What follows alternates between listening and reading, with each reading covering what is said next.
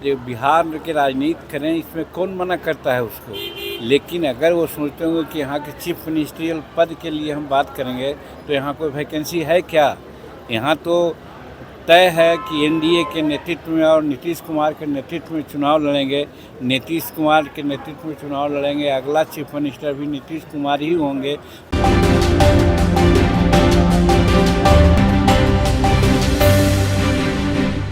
जीतन राम मांझी चिराग पासवान को लेकर बड़ी बात कहती है।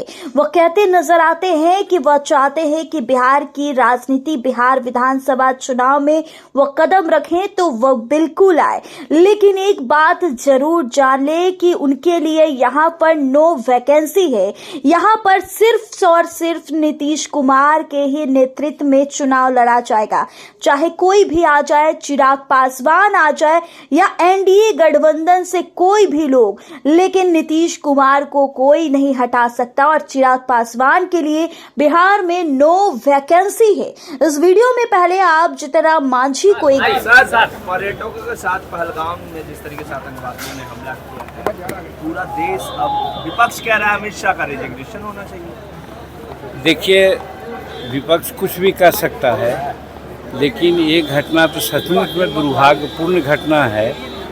लेकिन अगर चुप्पे से कोई आ करके बात करता हो तो ये तो कायरनामा घटना है, कायरतापूर्ण बात किया है।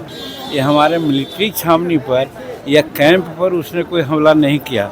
अब शांतिपूर्ण तरीके से हमारे पर्यटक लोग जाकर देखने के लिए गए थे बाल बच्चों के साथ, और निहत्थे लोगों पर इस प्रकार से वो अटैक किया है। ये तो माने मानवता का घोर उल्लंघन किया गया है, और इसको कायर ही कर सकते हैं। ऐसा कायर ही कर सकता है कि सोया हुआ आदमी जाकर के मार के चला आया। तो इस तरह से उसने किया है। ये कोई बहुत बड़ा काम नहीं किया है, या कोई जघन्य बात कह रहे हैं जिसके चलते कि जघन्य अपराध तो किया ही है। और इस पर जितना भी हो सके कड़ा से कार्रवाई करना चाहिए भारत सरकार को। और है, पहले भी देखा गया है कि भारत सरकार इस प्रकार की घटना हुई है तो पाकिस्तान में घुस करके मारा है। सब पाकिस्तानी और पंजाबी भाषा बोल रहा था, और ख़ास करके जो चंदन टीका लगाए हुए हैं नाम पूछ करके मारा है। इसका मतलब साफ है कि आतंकवादी निश्चित रूप में पाकिस्तान से संबंधित रहा है और ऐसा वो किया है। तो वो अच्छा न्योता दिया है। वो हम समझते हैं कि नरेंद्र मोदी जी इतना इसको गंभीरता से लिया है कि बाहर के यात्रा को छोड़ करके चले आए हैं, और अमित शाह जी तुरंत ही कश्मीर में जा कर के मीटिंग कर रहे हैं। तो बहुत सीरियसली इसको लिया जा रहा है और लिया जाना चाहिए।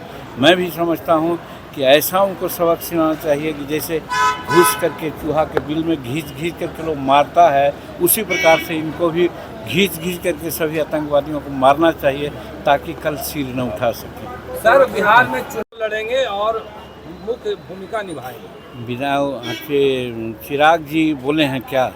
उनके जीजा जी अब कोई बोल देते हैं, आप उनके बदले में बोल दीजिएगा तो इसका कोई अर्थ है? कहा था कि हमें बिहार बुला रहा है, केंद्र की राजनीति छोड़ के बिहार अब जाएंगे।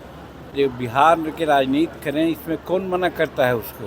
लेकिन अगर वो सोचते होंगे कि यहाँ के चीफ मिनिस्ट्रियल पद के लिए हम बात करेंगे तो यहाँ कोई वैकेंसी है क्या। यहाँ तो तय है कि एनडीए के नेतृत्व में और नीतीश कुमार के नेतृत्व में चुनाव लड़ेंगे। नीतीश कुमार के नेतृत्व में चुनाव लड़ेंगे, अगला चीफ मिनिस्टर भी नीतीश कुमार ही होंगे, और 225 सीट हम लोग प्राप्त करेंगे।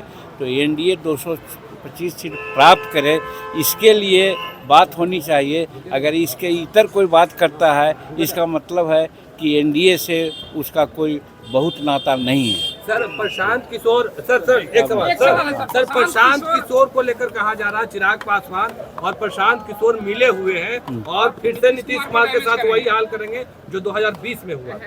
देखिए, प्रशांत किशोर से उनका क्या मतलब है मैं नहीं मानता हूँ, लेकिन 2020 और 2025 की बात दूसरी है। अभी जिस प्रकार से नरेंद्र मोदी जी और नीतीश कुमार जी की जो क्या कहते हैं उसको, दोनों दल की उसको क्या कहते हैं भाई उसको, कि केंद्र और राज्य दोनों मिल करके जो काम किया, डबल इंजन की सरकार जो है जिस प्रकार से काम किया, चाहे लॉ एंड ऑर्डर का मामला हो, चाहे बिजली का मामला हो, चाहे सड़क का मामला हो या विकास का मामला हो, तो हम समझते हैं बिहार की जनता इस परिस्थिति को, ई प्रिविलेज को नहीं भूलने जा रही है। इसलिए जो भी आवे, जिसके नेतृत्व में चुनाव लोग लड़ें, कोई फ़ायदा नहीं है। एनडीए का चुनाव जीतना संभव है।